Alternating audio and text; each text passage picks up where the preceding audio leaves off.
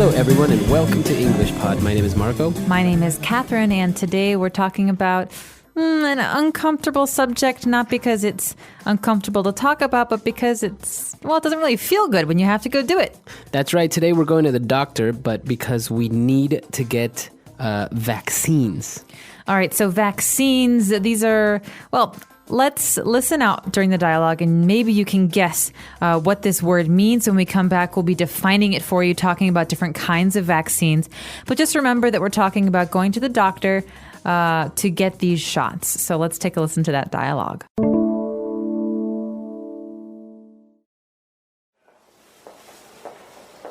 Hello, Mrs. Parker. How have you been? Hello, Dr. Peters. Just fine, thank you. Ricky and I are here for his vaccines. Very well. Let's see. According to his vaccination record, Ricky has received his polio, tetanus, and hepatitis B shots. He is 14 months old, so he is due for hepatitis A, chickenpox, and measles shots. What about rubella and mumps? Well, I can only give him these for now, and after a couple of weeks, I can administer the rest. Okay, great. Doctor, I think I also may need a tetanus booster. Last time I got it was maybe 15 years ago. We'll check our records, and I'll have the nurse administer the booster as well. Now, please hold Ricky's arm tight. This may sting a little. All right, we're back. So now let's take a look at all of these words that are a little bit difficult, but we'll try to define them on Language Takeaway. Language takeaway.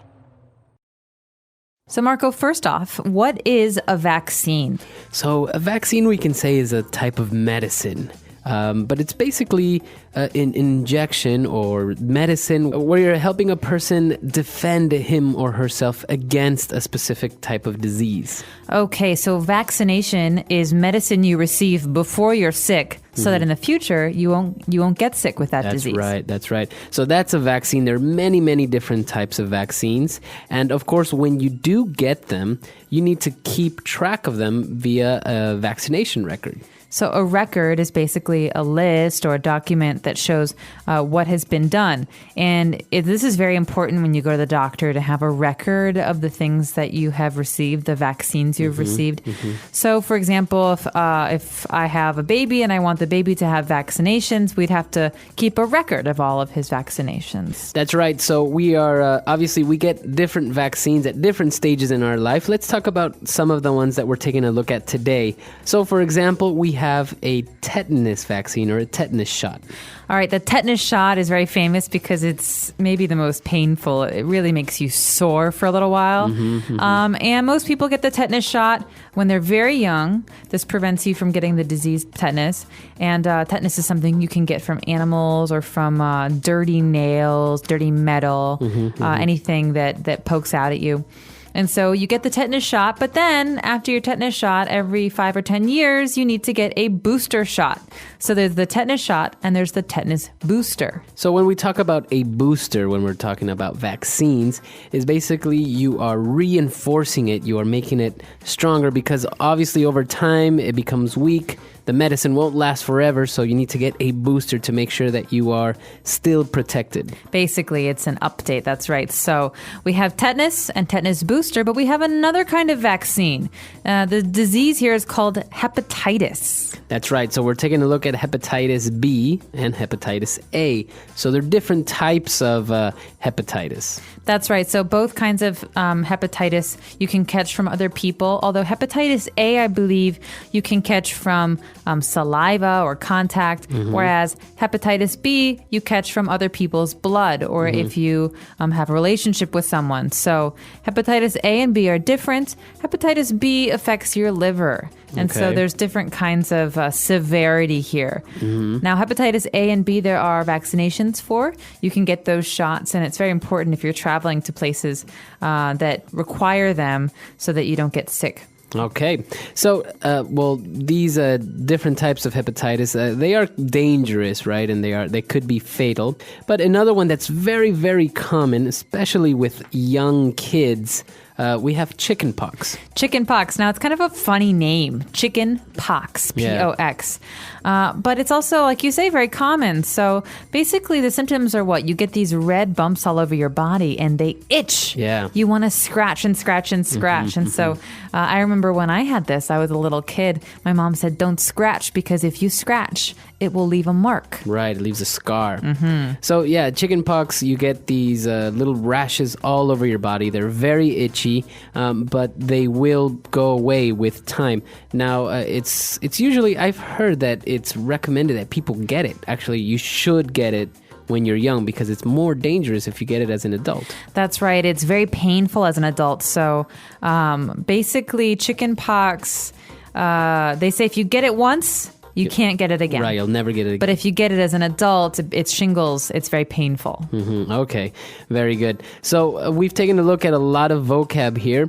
Why don't we now jump to another section? Let's continue talking about these different types of vaccines. Let's go to language takeaway part 2. All right, so we have this special category of vaccinations. They usually go together.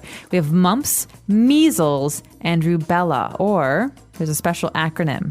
MMR, mumps, measles, rubella. Okay, so you basically get like a little combo. You usually get all 3 of them at one go. So what are these measles? All right, measles. Well, measles is a virus. He's got the measles. You often read books from like the 19th century where everyone gets the measles when they're a child. But measles is basically a virus, but it's kind of like the chickenpox because you get a rash on your skin. And is it fatal? Like, can you die from the measles? I think in the old days you could, but these days it's pretty easy to take care of. And what about mumps? Now, mumps, I'm not too sure about this, but I've heard that mumps is like a swelling in the space between your jaw and your ear. So you know where your ear kind of comes down to your jaw? That part of your head starts to swell and is very uncomfortable. Right, and it could cause like the consequences could be fatal, right? That's right. And what about rubella? Rubella is another kind of rash, and from my reading, I saw that rubella is not very dangerous for most people, but it is very dangerous for pregnant women.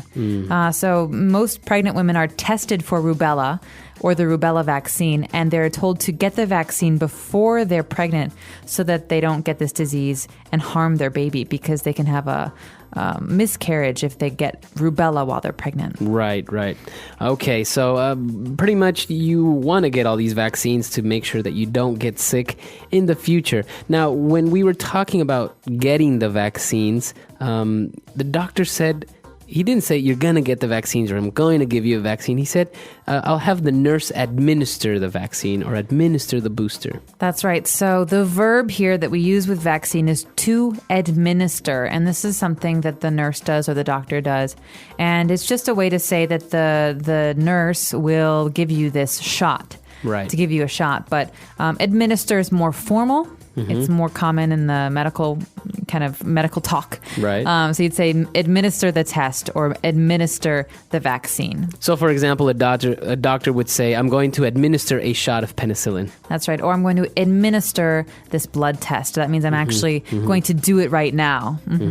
Now, obviously, these vaccines, some of them you can take as a little pill. Some of them you can take as drops, like, it's very painless. But some of them you have to get a shot, and sometimes they do hurt. And we saw in the dialogue that the doctor said this may sting a little.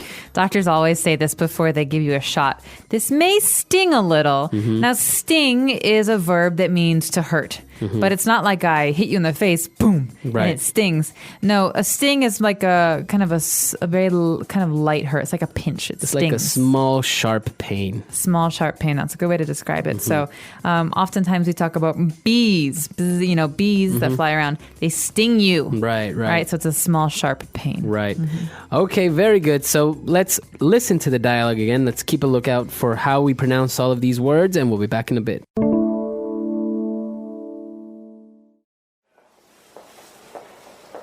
Hello, Mrs. Parker. How have you been? Hello, Dr. Peters. Just fine, thank you.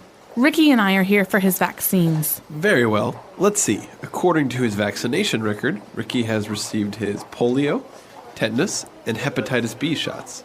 He is 14 months old, so he is due for hepatitis A, chickenpox, and measles shots. What about rubella and mumps? Well, I can only give him these for now, and after a couple of weeks, I can administer the rest. Okay, great. Doctor, I think I also may need a tetanus booster. Last time I got it was maybe 15 years ago. We'll check our records, and I'll have the nurse administer the booster as well. Now, please hold Ricky's arm tight. This may sting a little. So nowadays, most of these shots are administered when the babies are just born. They're still in the hospital and they get a lot of vaccines and to prevent them from getting these things. That's right. And I remember when I was a kid, we didn't even have a vaccine for chickenpox. So these days there are more and more. The oldest, I think, is the polio vaccine, the one that we hear the most about, because it was a very serious disease that affected a lot of people up until the 1940s and 50s, I believe. Yeah. So, it's important really to read about these things and to educate yourself so that you know what you should get yourself and your kids. That's exactly right, because it's very important. Most of these diseases or most of these viruses have been eradicated because more and more people have had access to vaccines. Like, for example, polio. It's very rare, you would say, to actually get it nowadays because there's a vaccine, but it's very, very important, I think. But some people get a little bit too nervous. Like, for example, whenever they travel to a tropical country, they're always afraid of yellow fever, so they get yellow fever shots. But I've never really seen anyone get yellow fever because you go to, like, Thailand for a week. A friend of mine went to Thailand and got dengue fever. Really? So there's no vaccination for this, but it is a very painful disease you can get in tropical places. So I think the moral is talk to your doctor, see what he or she suggests, because they will understand maybe better than you will. Right. And then, just follow their advice for different places that you're traveling to. That's right. So that's all the time we have for today. But if you guys have any questions or doubts, you could always visit us at our website, englishpod.com, and we'll be there to answer it. Bye, everyone. Bye.